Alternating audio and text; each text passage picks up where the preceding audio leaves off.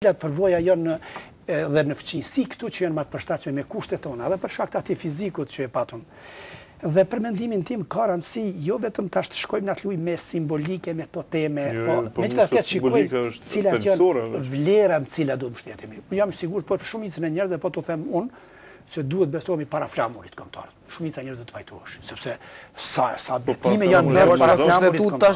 Para flamurit kombëtar. Para flamurit kombëtar. Po më ndër flamurit kombëtar shqiptar, jo kosovar. Po, flamurit kombëtar, një flamurit kombëtar. Dhe por megjithatë është një propozim, le të begatohen, le të propozohen dhe pastaj do të shohim.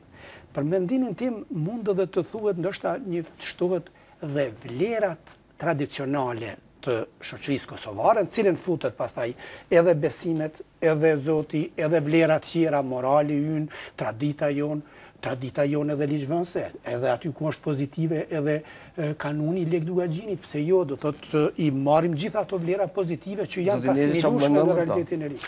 Po, unë mendoj që, shikot, kanuni është në këtë drejtim, se për këtë fesë është aty gjithmonë ku ka qenë fjala Bibile ka zëvendësuar me Kur'an, domethënë dhe o përshtat edhe tek shqiptarët muslimanë edhe tek ata krishterë. Kështu që unë mendoj të këtu të teksti do thotë që ajo është do duhet të jetë obligueshme që ai të përzgjedh njërin prej librave të shenjtë, domethënë.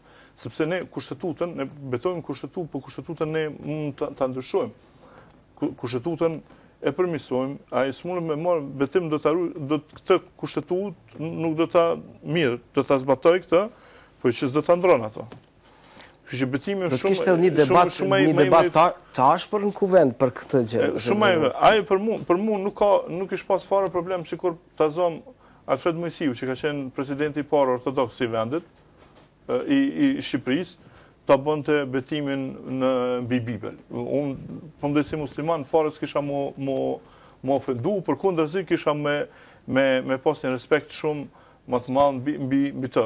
Prandaj edhe në qoftë se na po paragjikojmë që ky presidenti i Kosovës do të jetë një musliman, po mund të jetë edhe katolik, mund të jetë edhe një fe tjetër, do të thonë kjo nuk shteta si Kosova, që plotson kushtet ka të drejtë. Po ka të drejtë, po na po them në praktikisht. Shqipëria ka zgjedh Fanolin kryeministër, po ne po s'kem, domthon ne duhet me lënë mundësinë që ai ndoshta ta bëj mbi Bibël ose mbi Tevrat ose po mbi Kur'an, le të përzgjedh ai i cili sepse siç ka drejt çdo qytetar i vendit me përzgjedh besimin, du ta ketë të drejtën edhe vetë presidenti ta ketë besimin e vetë. Mirë po, besimin e Zot është një diçka e përbashkët për gjithë qytetarët që duhet të jetë një vlerë unifikuese, universale, që t'i bëj tjetë shembull për gjykatësit. Kjo është sugjerimi juaj, sepse ka demokraci, është demokraci. Unë po mbroj ato pozicionet tezën time, natyrisht edhe po përpiqem me argumentuar, po përpiqem me i bindë shikuesit tuaj që kjo është më e drejta. Po dukesh si po çështja te ajo prezident atë edhe të tjerët. Pavarësisht se edhe do të mund të kishte një çfarë suaza duhet debatohet kjo zoti i cili. Ai nëse pëlqen edhe të rregulloj betimin e tij duke ruajtur thelbin e kësaj. Ai mund të shtojë ta zom një përshëndetje në fund, në fillim nuk ka asgjë të keqe për betimin komë kryetari i gjykatës kushtetuese. Por këtë po them që megjithatë thelbi i kësaj të jetë unik, të jetë që një betim cilin do të bënte cili do prezident, që funksioni prezidentit të jetë edhe në vazhdimësi të ketë konsistencën dhe koherencën e vetë. Unë duhet marrë shembull se mbyllim këtë pjesë. Shumë shpejt. Dhe nuk është çështja Alia Izetbegoviçi, domethënë pa një çështje shumë të rëndësishme që ka qenë konferenca e Daytonit, ku ai kanë nënshkruar ndarjen e vendit vet. Edhe ku alternativa tjetër ne nuk mund ta dim a ka qenë shpëtimi i unicitetit Bosnjës apo ka qenë shkatrimi i një populli të tërë. Dhe ai Izetbegoviçi kur e ka arsyetuar në nënshkrimin ka thonë Zotin e kam dëshmitar që unë kam bërë përpjekjet maksimale për këto. Në gjmetim, sa shembuj që njerëzit janë betuar në Zotin libra shkej, jo që kanë rrejt, po kanë bërë katrahurat cilat ende s'po mund shlirohen. Asë është betuar ashtu të zonë Miloševiqi e sa Tiranë gjithandej. Ata që betohen Zotin në Bibël e në Koran, e këta që zbësojnë asë në Bibël e në Koran të arrejnë edhe mazi, po më dhe kjo është... Shembullin e fundit e kemi edhe Gaddafin, decenjet e fundit kanë sjellë edhe mjaft përvoj që edhe fetarizimi i tepruar institucioneve tjera... Jo, s'kem nevojë me fetarizu. Si thonë ajo, ndihmo Zot veç pak ma pak.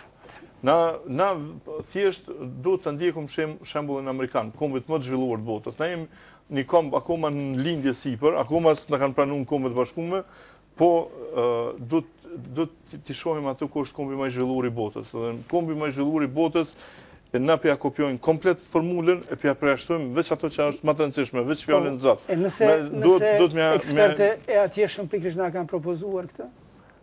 Po ata kemi parasysh, sepse ata dhe mund të jenë shegërtet që e din fizikun tonë, i din pastaj edhe si ne duhet të asimilojmë vlerat evropërëndimore. Një gjë të siguroj edhe ty edhe shikuesit se në komision nuk ka asnjë dallim sa i përket përcaktimit që në kushtetutën tonë të asimilojmë dhe sintetizojmë vlerat më të mira evropërëndimore. Sa vetë në komision që besojnë Zot, ose veç këto.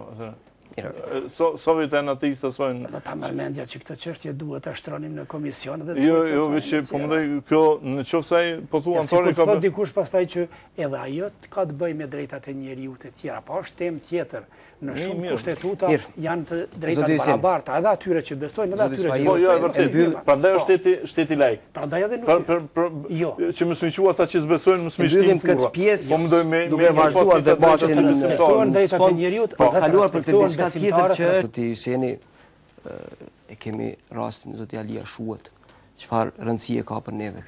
Po bisedojmë për zgjedhjen e presidentit dhe është ndarje e njërit nga presidentët e fundit që kishte Shqipëria dhe mund të them njërit nga figurat më të shquara të historisë së re të kombit shqiptar.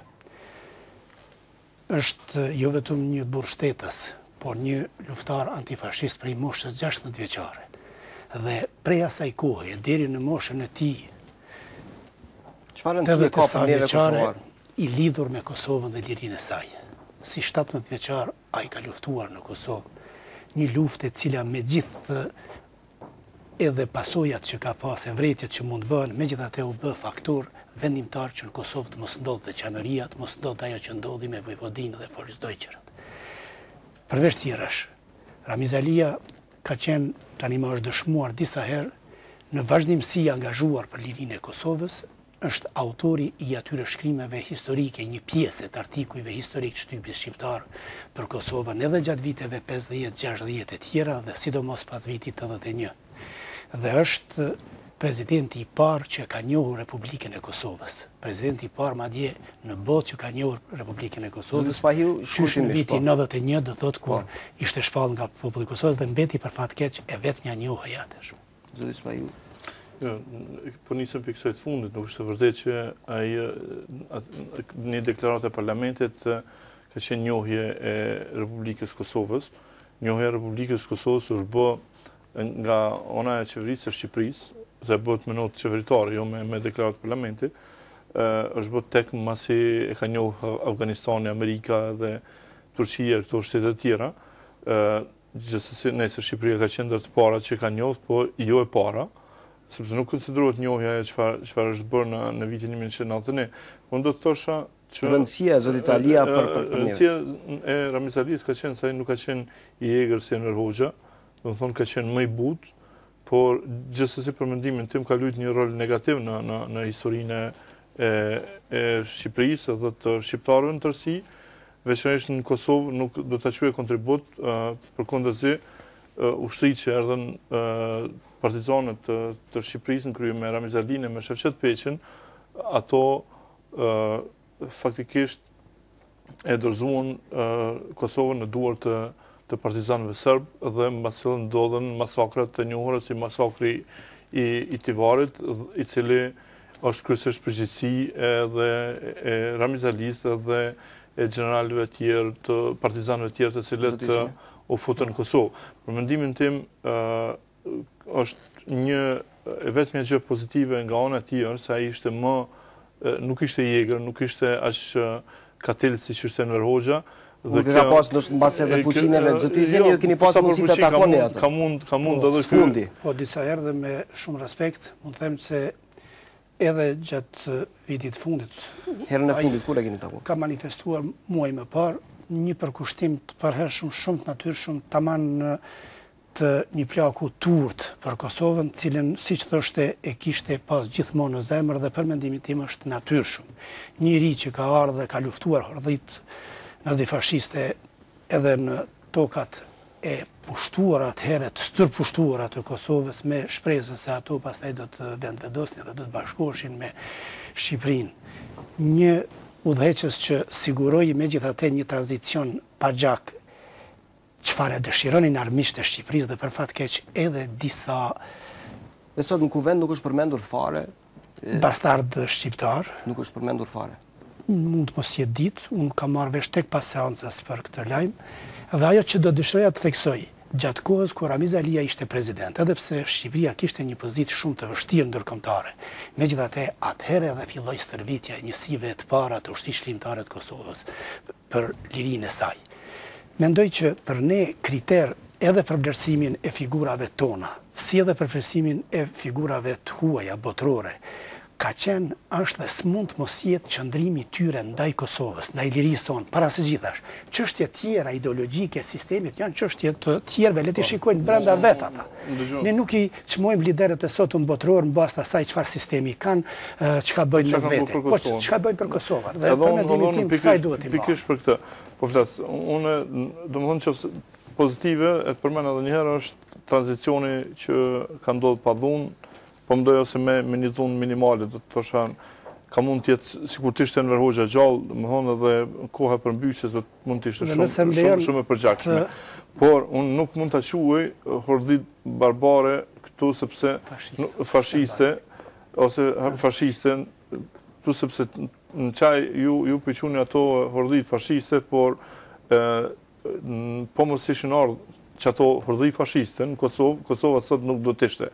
Me nënshkrimin me qeverisë jugoslave në vitin 1939 dhe qeverisë turke, plani shpërnguljes së shqiptarëve edhe bosnjakëve nga treva të ish Jugosllavisë e përsëritje Tito, po Tito ja dha Enveri ton, sepse ai nuk ishte ushtrit serbe, nuk arritën të futen. Propozoj që këto çështje ti bisedojmë në një debat veçantë. Unë jam gati të vi dhe i bisedojmë gjitha, se besoj që është sa rasti ku bisedojmë me pietet për. Nuk mendoj që ka qenë pozitive fakti që ai ka ardhur në Kosovë. Të gjithë rezultatet, domethënë, janë shumë të prekshme. Do të ishte sikur të mos vinin njësitë partizane. Shumë mirë do të ishte sikur mos vinin njësitë partizane. Do të fitonin ato hordhit çlirimtare, nazifashiste, kampin antifashist. Njerëzit më të mëshëm që kishte Kosova.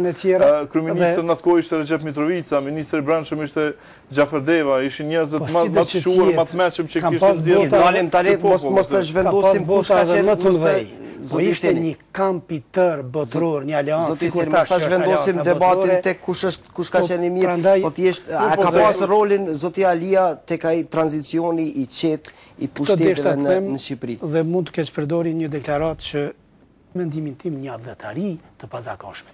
Këta adhëtari të pazakonshme s'mund t'ja mohoj askush e mohoj atë çfarë merita e tij, domethënë edhe për merita për atë faktin që Adem Jashari me grupin e vet ka ushtruar në kohën kur ai ishte president në Shqipëri, sigurisht që nuk mund t'i mohohet, por unë mendoj që krimet më të mëdha që i ka bërë komunizmi dhe ai duke qenë një prej janë ato pikërisht gjatë luftës së dytë botërore, sepse përkundër se që historiografia jon e quan atë luftë antifashiste, nacionalshqiptare të tjerë, nuk ka qenë asgjë tjetër përveç se një luftë civile, ku ata që kanë qenë më të paskrupullt dhe më të pa interesuar për fatin e kombit e kanë fituar atë luftë, dhe natyrisht ne nga kjo distancë historike nuk mund t'i quajmë figura pozitive vetëm pse ata dolën fitues duke u bërë aleat me armiqtë tonë shekullore.